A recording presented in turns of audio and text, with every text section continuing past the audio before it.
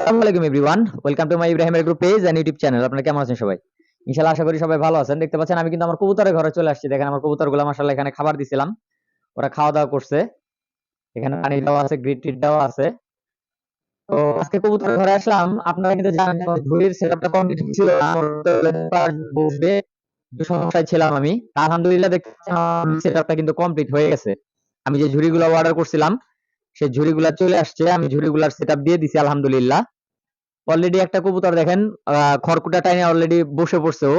হয়তোবা ২-১ এর মধ্যে ডিম দিয়ে দিবে মেবি। কারণ ও সবসময় বসে এখানে আমি দেখতেছি। ওর বাসা তৈরি করে ফেলছে। ওই কর্নারের একটা ঝুড়িতেও বাসা তৈরি করছে আলহামদুলিল্লাহ, ওইটাতেও হয়তোবা ডিম পারবে। আর আরেকটা বাসা তৈরি করছে হলো আমার এই খাঁচাগুলা রাখছে, এই খাঁচাগুলার উপরে ও খড়গুলা আছে।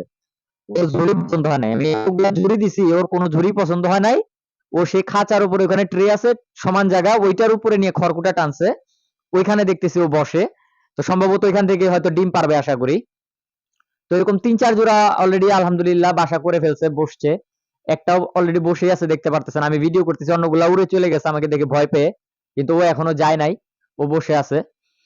তো যাই হোক, সবাই দোয়া করবেন। আমি ঝুড়ির সেটআপটা দিয়ে দিছি যেন খুব দ্রুত ওরা ডিম বাচ্চা করে।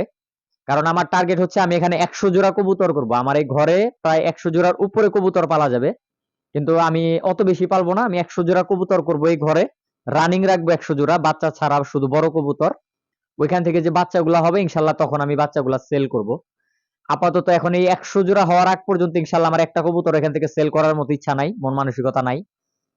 তো সবাই দোয়া করবেন আমার জন্য যেন আমি ১০০ জোড়ার সেটআপ এই ঘরে দিতে পারি।